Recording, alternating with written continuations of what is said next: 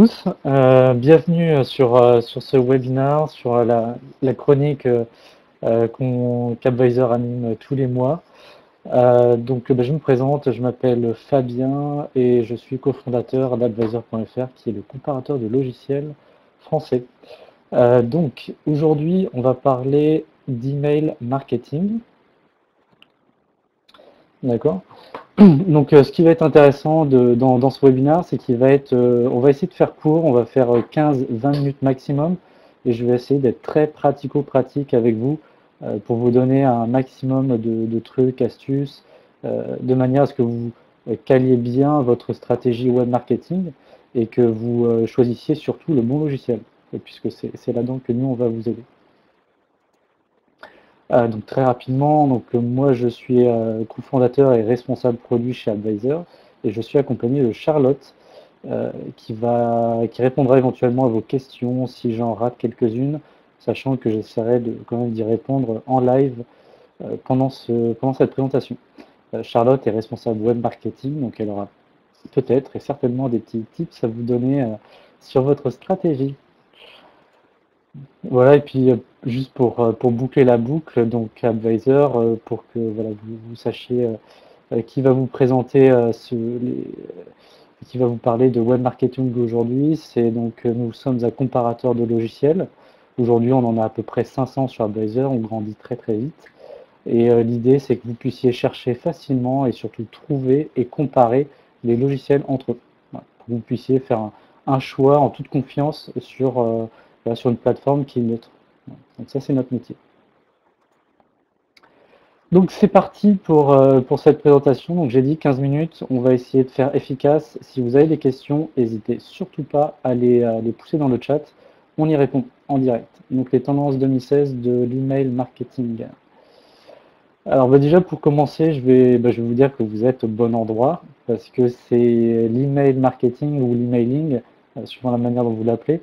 Aujourd'hui, c'est un levier qui est très très puissant et qui a jamais été détrôné en termes de puissance d'acquisition.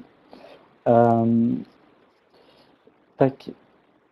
Et hop, je vois que l'image est erronée pour certains. De mon côté, ça doit être bon. Si d'autres ont un petit problème d'affichage, dites-le moi également. Donc, voilà, donc l'acquisition est un levier super performant aujourd'hui. On est 40 fois plus efficace par email que sur Facebook et Twitter réunis. Donc, c'est des leviers qui sont complémentaires, hein. Mais sachant que voilà, aujourd'hui, l'email reste un levier très puissant d'acquisition. Voilà. Donc, 40 fois plus puissant que Facebook et Twitter réunis. Et donc dans les tendances 2016, on vous le dit souvent, le mobile, mais la vraie nouveauté de 2016, c'est qu'aujourd'hui, le mobile est passé devant l'ordinateur.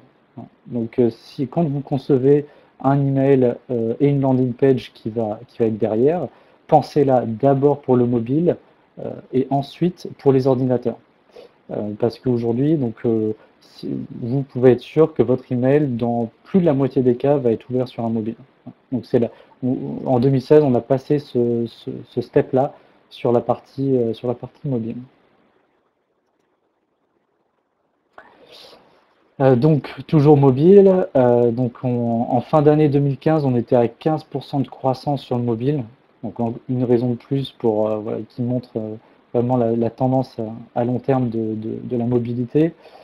Si vous faites des emails qui sont dits responsives, c'est-à-dire qui s'adaptent à tous les écrans, y compris les plus fins, vous avez en moyenne 15% de clics supplémentaires. Donc c'est vraiment pas négligeable sur une campagne marketing. Et en 2017, dans le monde, on sera 2 milliards d'utilisateurs mobiles et ça s'accélère à une vitesse incroyable. En 2017, on sera à 2 fois ce qu'on avait en 2013. Donc c'est vraiment des volumes qui sont extrêmement conséquents. Donc vraiment, dans toutes vos actions, pensez mobile, voire uniquement mobile, et adaptez vos campagnes, éventuellement, regardez si ça correspond à des écrans plus grands ou à des bureaux. Alors, on a une question. Ces chiffres sont pour une cible particulière professionnelle. Alors, c'est les chiffres tout confondus. effectivement, c'est une bonne question. B2B, B2C, c'est souvent, il y a une petite différence. Donc, si vous êtes dans l'un ou l'autre, regardez, faites des petites recherches sur Internet pour voir s'il y a une subtilité sur un sujet précis. Maintenant, on est sur une tendance voilà, générale, donc c'est les deux confondus, et les usages privés ont tendance à se déporter sur les usages professionnels. Donc vous pouvez considérer qu'en fait les deux professionnels et particuliers, ça va être à peu près les mêmes usages d'ici quelques temps.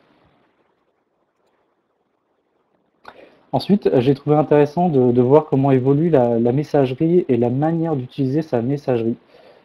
Aujourd'hui, on a, donc là vous le voyez, on a ça c'est le nombre de messageries dans le monde en millions de comptes. Vous voyez que ça augmente progressivement, voilà, doucement. C'est intéressant de voir ce qu'aujourd'hui les gens font avec leur messagerie. Est-ce qu'ils l'utilisent comme de la même manière qu'il y a 5 ans, qu'il y a 10 ans, ou alors est-ce que c'est un usage nouveau? Donc la vérité là-dedans, c'est que ça, c'est pas quelque chose il n'y a pas de rupture, mais il y a une vraie évolution. Donc on a une augmentation croissante du nombre de messageries, principalement dans le monde privé, pas dans le monde professionnel. Donc là, j'ai fait la différence B2B, B2C. Et si on a une augmentation dans le monde B2C, c'est-à-dire pour les particuliers, c'est tracté par les services en ligne qui demandent un email obligatoire. Donc par exemple, si vous ouvrez un compte sur une banque en ligne, euh, si vous, euh, si vous faites un achat sur un site d'e-commerce, voilà, tout ce que vous allez faire sur Internet, voilà, en termes d'action, d'achat, de gestion de compte, ça va vous demander une adresse email. Donc c'est pour ça qu'on a cette augmentation croissante du nombre de comptes de messagerie dans le monde. Ce qui est d'ailleurs bon pour vous, ça veut dire que ce sont des emails qui sont valides et qui sont utilisés régulièrement pour des services qui sont entre guillemets sérieux. Ensuite, donc ça c'était pour la messagerie, pour les messageries. Maintenant sur les emails à proprement parler, alors, combien on en reçoit par jour, est-ce qu'on en envoie, est-ce qu'on les lit plutôt, est-ce qu'on est plutôt passif? Donc la réponse elle est sur ce slide. Aujourd'hui vous voyez que c'est quand même très très impressionnant. Dans le monde professionnel, on reçoit en moyenne 130 emails par jour. Alors pourquoi la boîte mail professionnelle n'évolue pas? Donc je m'arrête pour répondre à une question. On n'a pas vraiment la réponse à cette question. On est, est-ce que le nombre d'entreprises dans le monde reste stagne? Là, on n'a pas vraiment de réponse. Voilà. J'ai essayé d'investiguer un petit peu, mais j'ai pas trouvé de choses qui soient vraiment tranchantes sur ce domaine-là. Mais si je trouve une information complémentaire, je vous l'enverrai par email juste après. Donc sur les emails pro, aujourd'hui on arrive à 130 emails par jour, ce qui est énorme. Et vous voyez que la courbe bleue, qui sont les emails personnels, a tendance à regrouper la courbe rouge, qui sont les emails pro. Donc aujourd'hui on a quasiment autant d'emails dans sa messagerie privée que dans sa messagerie pro, et on est sur presque 120-130 emails par jour. Ensuite, sur le deuxième graphique, qui est sur la droite, on a le nombre d'emails envoyés quotidiennement par personne. Donc vous voyez que le nombre d'emails envoyés en vert a tendance à diminuer. Donc les gens sont assez finalement passifs par rapport à leur messagerie. Le nombre total d'emails stagne, voire augmente un tout petit peu. Par contre, le nombre d'emails envoyés diminue. Ça, c'est dû aux réseaux sociaux principalement. Les personnes ont déporté leur communication des emails vers les réseaux sociaux. Donc c'est pour ça qu'on en envoie beaucoup moins. On utilise sa messagerie pour des emails dits formels, qui sont plus où on est obligé de passer par la messagerie. Et vous voyez que on a la courbe rouge du nombre de spams qui augmente, elle, assez significativement. Donc aujourd'hui, c'est un vrai problème dans les messageries, c'est un problème pour les utilisateurs puisqu'ils reçoivent de plus en plus de spam, mais c'est aussi un problème pour vous parce que les messageries se défendent de plus en plus et elles peuvent considérer votre communication comme un spam même si ça ne l'est pas. Il y a une surprotection des messageries aujourd'hui qui sont un vrai frein à l'emailing. Voilà, donc ça c'est pour la compréhension du contexte. Et je trouvais intéressant aussi de vous parler de ce qui rebute les lecteurs. Donc vous aurez aussi les bonnes pratiques aujourd'hui, mais aussi les mauvaises pratiques. Et le premier, c'est le nombre d'emails trop fréquents. Donc voilà, c'est quelque chose qui va inciter votre audience à vous désinscrire, c'est des emails trop fréquents. Donc mesurez bien le rythme, le tempo de votre communication et ne pensez pas que beaucoup, c'est mieux. Au contraire, des fois communiquer beaucoup moins, c'est vraiment beaucoup mieux. Voilà, donc ensuite on a les contenus non pertinents qui arrivent derrière. Donc ça, je vais vous montrer 2-3 astuces pour gérer ce point-là. Les emails trop petits pour interagir avec. On est sur la problématique du responsive. Les pages de destination qui sont derrière l'email, donc quand les gens vont cliquer, ils vont arriver sur une page. Si celle-ci n'est pas responsive, pareil, c'est un vrai problème, il faut penser ça aussi. Et le format de l'email qui dépasse celui de l'écran, alors ça arrive encore aujourd'hui, hein, mais pareil, on est sur des problématiques de responsive. Alors, à quelle fréquence faire des envois pro? Bah, ça dépend. Ça dépend vraiment de votre activité. Des fois, ça peut être tous les jours. Tous les jours, ça peut être bien pour un site de news. Après, si vous avez une entreprise très traditionnelle qui n'a pas forcément beaucoup d'informations à partager, une fois par mois, ça va être le grand max, hein. Voilà. Donc les deux questions sont assez similaires, mais c'est vraiment à vous de définir le tempo et n'hésitez pas à demander à votre audience ce qu'elle préfère. Vous avez aujourd'hui des outils d'emailing qui vous permettent de gérer des listes, des abonnements. Donc faites un abonnement une fois par mois, un deuxième abonnement avec une fréquence d'une fois par semaine, voire un autre avec une fréquence d'une fois par jour, et puis vous testez, vous regardez ce que les gens préfèrent. S'ils se désinscrivent à celui qui est trop fréquent, bah, vous aurez compris que c'est pas ce qu'il faut. Donc dans tous les cas, il faut tester. L'autre tendance et l'indispensable, c'est les scénarios. Voilà, donc c'est un peu la fin de l'emailing. Donc aujourd'hui, j'ai titré emailing parce que c'est le mot le plus populaire. Par contre, c'est vraiment un mot en voie de disparition. On va plutôt parler d'email marketing. La différence, elle est qualitative. Dans l'emailing, vous arrosez, on va dire, toute votre base. Dans l'email marketing, vous avez une vraie réflexion stratégique dans votre communication. Pour ça, je vous incite à regarder quelques exemples. Le meilleur, selon moi, ça va être TripAdvisor, qui fait des scénarios excellents et qui travaille sur ce qu'on appelle le small win. C'est-à-dire qu'il va vous envoyer une vingtaine de mails, à peu près, donc échelonnés sur peut-être 6 mois, avant de vous pousser à faire l'action qu'il veut in fine. C'est-à-dire que pendant 6 mois, il va vous demander voilà ce que vous avez pensé de votre dernier voyage, si vous voulez noter un voyage, si vous voulez, voilà, s'il y a deux, trois choses qui vous intéressent. Donc c'est vraiment focus sur leur business à eux. Et au bout du 20e, ils vont vous pousser, ils vont arriver à vous pousser sur l'action qu'ils veulent. Et ça, c'est génial. C'est un vrai scénario étudié en profondeur, donc étalé sur 6 mois. Vous avez Zalando qui est très fort, je trouve. Donc TripAdvisor, c'est des Américains, Zalando, c'est allemand. Une très bonne rigueur. Essayez de jouer avec. Moi, pendant un mois, j'ai joué avec Zalando sur les soldes. Je vous ai mis un petit mail à droite que j'ai reçu. Je trouve qu'ils sont excellents. Je suis allé voir des baskets blanches pendant un mois sur leur site sans forcément acheter. Et j'ai vu que par rapport à mon comportement, ils avaient vraiment une communication très pertinente. Donc ils revenaient vers moi avec des codes promo. Ils me renvoyaient des images de baskets blanches qui pourraient me correspondre. Et puis vous voyez, le dernier mail que j'ai reçu hier soir, c'est celui qui est sur le slide. Là, j'ai encore un petit code promo parce qu'ils ont vu que j'ai toujours pas acheté. Ils proposent des baskets blanches et puis aussi des baskets de couleur au cas où voilà, je craquerais. Finalement, c'est pas les baskets blanches que je cherche, mais que je craque sur un autre produit assez similaire, mais avec une petite différence. Donc je trouve qu'ils sont très forts dans leur scénario. Voilà, et puis bah, sur le même sujet de scénario, tac. Donc, Julie me pose une question sur le cross-marketing. Alors, il faudrait étayer un petit peu et j'y réponds. Je pense que vous voulez dire, est-ce que c'est du cross-marketing?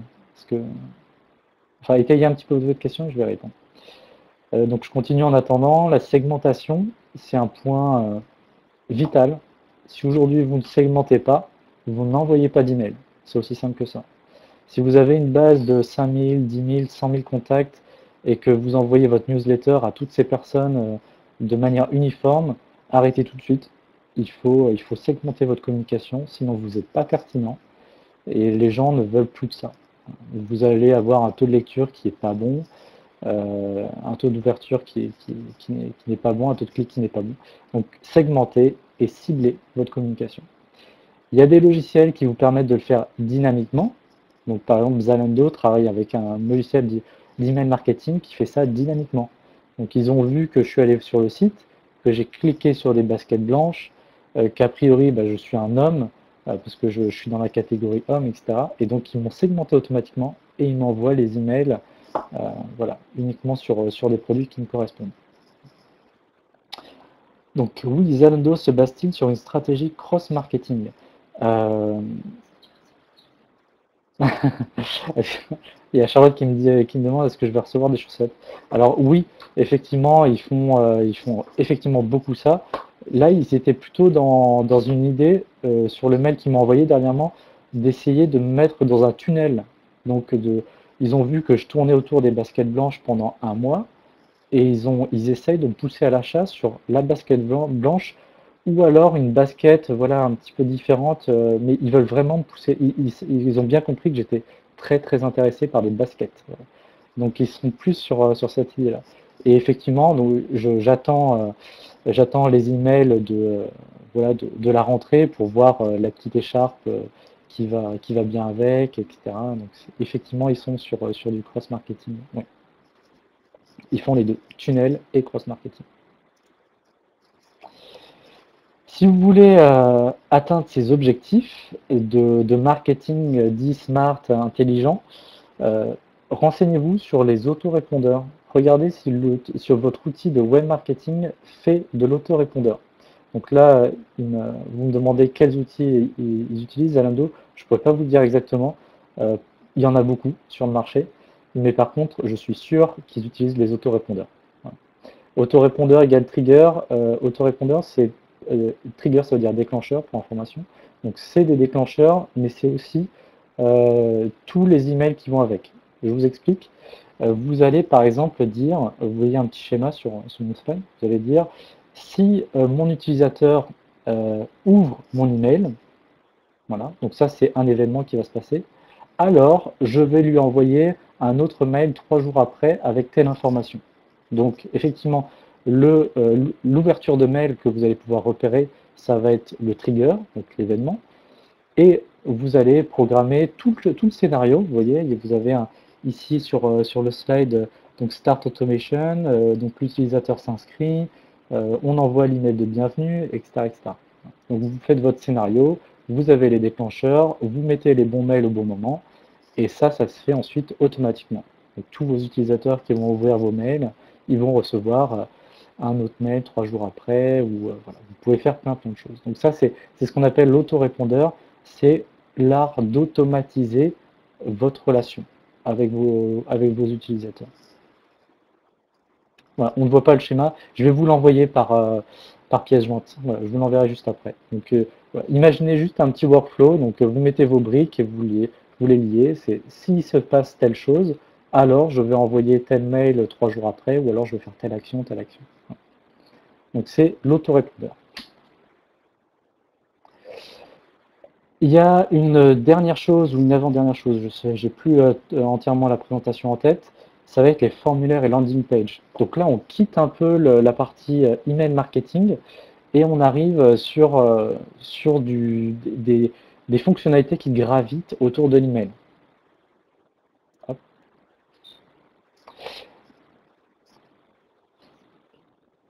Alors, attends, j'ai un petit problème sur la présentation, elle revient. Voilà, c'est bon. Donc, les formulaires et les landing pages que vous allez pouvoir mettre sur votre site. Voilà. Donc, les formulaires, c'est Je suis sûr que vous voyez souvent sur des sites des petits pop-up qui s'ouvrent avec abonnez-vous à la newsletter ou téléchargez notre livre blanc. Donc ça, c'est les formulaires dont je parle, que vous allez pouvoir construire dans votre outil d'email marketing, et ça c'est génial. Et ensuite, vous avez les landing pages. Donc c'est la page qui va se trouver derrière votre email. Donc c'est-à-dire que vous allez proposer par exemple une action à votre audience, télécharger notre livre blanc avec un gros bouton, et derrière vous allez avoir une page dans le navigateur web avec le formulaire et puis le bouton de téléchargement. Donc ça c'est génial parce que vous allez pouvoir tout suivre, tout traquer de bout en bout.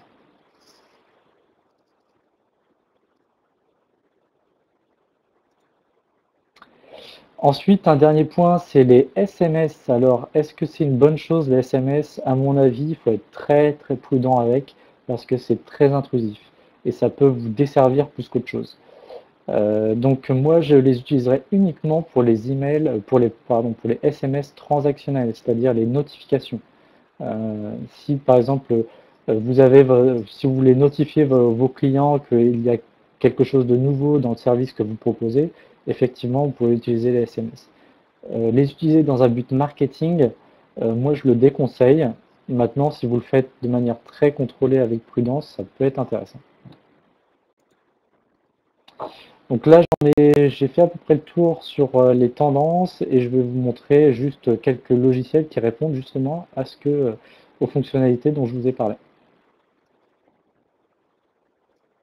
Alors j'avais une question sur les autorépondeurs, juste avant que j'en parle de ça. L'autorépondeur se trouve dans quel outil d'emailing? Justement, je vais en parler là. Voilà. Donc quels outils vous pouvez utiliser pour justement atteindre ces objectifs-là? Donc, il y en a plusieurs qui sont assez complémentaires. Moi, je vous recommanderais Sarbacane si vous avez une vision très simple de l'email marketing. Si vous voulez faire des emails très efficaces, très jolis, avec une bonne délivrabilité, vous pouvez utiliser Sarbacane. C'est un outil qui est super simple et qui, je conseille souvent à des entreprises de 1 à 10 personnes. Voilà. Donc ça, c'est vraiment parfait pour les TPE. Vous avez un nettoyage automatique de votre base de contact, une très bonne ergonomie. Donc voilà, c'est très bien.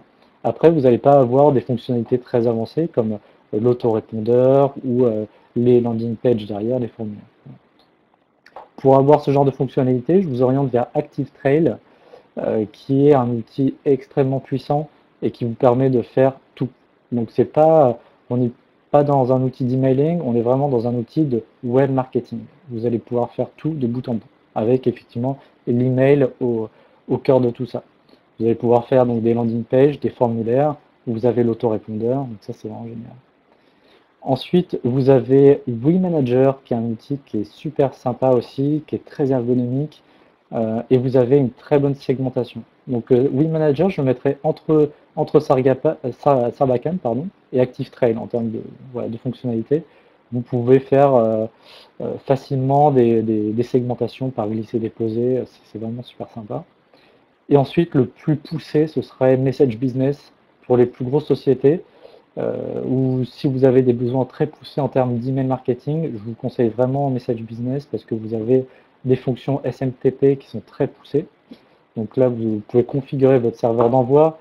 Vous avez des scénarios effectivement aussi très poussés, les autorépondeurs, vous avez SMS, enfin voilà, vous avez toutes les fonctionnalités. Et en plus de ça, Message Business a beaucoup d'intégration. Donc il s'intègre très bien avec tous les CRM, les CMS, c'est-à-dire les sites web de manière générale. Voilà, et puis si vous voulez l'intégrer aussi avec votre logiciel, votre site web, ça c'est super simple. Vous avez beaucoup de possibilités. Alors, j'ai beaucoup de questions. Donc oui, ils sont tous en français. Smart Focus, je ne le connais pas. Je vais le regarder tout de suite après. J'avais une question avant. ActiveTrail, par exemple, peut-on le coupler avec une usine à gaz type Doolist? je ActiveTrail est assez ouvert, donc j'imagine que oui, mais je peux pas vous dire un oui franc. Voilà. Donc oui, ils sont tous en français. Quelle différence avec Mailchimp ou SmartFocus? Donc SmartFocus, j'ai dit je ne connais pas. Mailchimp est en anglais et et il est beaucoup plus simple. Voilà, il y a moins de fonctionnalités, par contre, effectivement, il est très bien reconnu. Euh, mais il n'a pas la meilleure délivrabilité, vous n'avez pas la main sur tout. Donc tout dépend si vous voulez avoir quelque chose de pas cher. En plus, vous avez une version gratuite avec Mailchimp. Donc vous pouvez démarrer avec Mailchimp. Maintenant, pour avoir une stratégie vraiment poussée de marketing, je vous le déconseille. C'est pas le meilleur. Mailchimp, Mailjet, c'est un peu le même combat. On est sur des outils très grand public. Donc vous n'avez pas des fonctionnalités poussées. Mais, et, par contre, Mailjet, c'est peut-être le moins cher du marché. Mais sur l'email marketing, je vous conseille de partir sur le moins cher. Je vous conseille vraiment d'étudier les fonctionnalités qui vous conviennent bien. C'est, chez Advisor, on a commencé sur Mailjet, on l'a quitté assez rapidement. C'était beaucoup trop limité. Alors, je vais continuer avec les questions. Alors, il y en a beaucoup qui se rajoutent. Forcément. Donc Mailchimp, Mailjet, c'est bon. Différence avec Mailchimp, bon, ok. Mailkitchen, je n'ai pas d'avis non plus. S'il n'est pas sur Advisor, bon, je vais essayer de le référencer comme Smart Focus. Côté tarif, c'est pareil ou à peu près pour tous. Donc non, c'est pas la même chose pour les quatre solutions que je vous présente. Et même dans chacune des solutions, vous avez des tarifs qui sont différents selon votre nombre. Souvent, c'est selon le nombre d'envois ou votre liste d'inscrits. Donc les tarifs sont à voir vraiment en fonction de vos besoins et puis en fonction de la taille de votre liste d'envoi. Donc là, je ne peux pas vous donner une base comparative là-dessus. Il faut que vous regardiez. Ensuite, est-ce qu'on a d'autres questions que je pourrais prendre avant de terminer? Comment? Splio non plus, je ne connais pas. Donc pareil, je vais regarder avec les deux autres. Vous utilisez quel outil? Eh ben, j'ai pas envie de vous influencer. Et puis pour dire vrai, en fait, on est entre deux. Donc là, on est en train de choisir notre nouvel outil de web marketing avec toutes les fonctionnalités que je vous ai présentées aujourd'hui. Donc, donc j'ai une petite idée, mais voilà, c'est pas définitif. Voilà. Allez, je vais en répondre encore à trois autres. Privilégier un acteur français, c'est pas très pratique. Voilà. Privilégier un acteur français. Alors, est-ce qu'on privilégie un acteur français? J'ai tendance à dire, bah, ça dépend. Si vous voulez partir sur une solution qui est pas trop chère, qui est très reconnue, très grand public, avec une intégration souvent, enfin avec des fonctionnalités très poussées, partez sur une solution américaine. Par contre, c'est vrai que les Français ont cette qualité de faire des logiciels qui sont moins chers, avec plus de fonctionnalités. Et vous avez un service, un support en français qui est pas négligeable. Et il nous arrive aussi de demander à des éditeurs de faire évoluer leur solution dans un sens, et ils le font. Voilà, parce que voilà, si vous êtes proche d'eux, donc vous pouvez aussi influencer les développements de leur logiciel. Donc ça, c'est super sympa. Peut-on interfacer facilement avec un CRM les quatre éditeurs que vous présentez? La réponse est oui. C'est certainement plus facile avec Message Business, WeManager, et oui, avec WeManager et Message Business. Par contre, c'est possible avec tous. Voilà. Donc si vous utilisez Salesforce, par exemple, je vous conseille effectivement les deux de droite. Et après, bah, ça dépend. Voilà, ça dépend du CRM que vous allez utiliser. Une dernière question. Tac. Alors, tac, avec ou sans surcoût? Alors là, la question n'est pas assez étoffée. Proposent-ils tous l'authentification de domaine? Très bonne question, et je vais terminer là-dessus.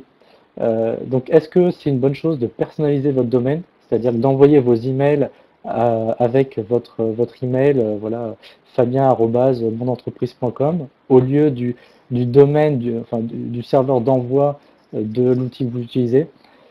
C'est pas forcément une bonne chose. Si vous n'êtes pas sûr de la qualité de votre base client, c'est pas une bonne chose du tout, parce que vous allez faire blacklister votre domaine, certainement, si vous avez un mauvais taux si vous avez beaucoup de déchets dans votre base. Après, ça peut être très bon pour votre notoriété. Enfin, si jamais vous avez une base très très bien qualifiée, des gens qui adhèrent très fort à votre marque. Donc je conseille uniquement dans ce cas-là. Mais c'est honnêtement entre nous, c'est vraiment pas indispensable et c'est pas ça qui va améliorer votre délivrabilité. Donc misez pas là-dessus pour optimiser votre délivrabilité. Misez plutôt sur des scénarios, des emails bien faits, des emails qui sont attendus par votre audience. Voilà. Donc ne spammez surtout pas. C'est vraiment ça c'est la qualité de votre démarche qui va améliorer votre délivrabilité et pas le domaine d'envoi. Voilà. Je vois qu'il y a encore plein de questions, donc ce que je vais faire, c'est que je vais les lister. Celles auxquelles j'ai pas répondu, bah, je vais répondre dans le mail que je vais vous envoyer tout à l'heure. Euh, à ce mail-là, je joindrai bah, la présentation que vous venez de voir. Et puis, voilà, je vous mettrai un lien vers cette vidéo et un article aussi voilà, que j'ai écrit sur ce sujet-là. Voilà. Donc, bah, écoutez, je vous remercie tous d'être venus nombreux sur ce sujet qui est super intéressant. Si je vois qu'il y a des questions qui sont intéressantes pour faire un futur sujet, je le ferai avec plaisir. Voilà. Je vous remercie beaucoup et puis bah, à très bientôt pour une nouvelle chronique d'Advisor Live.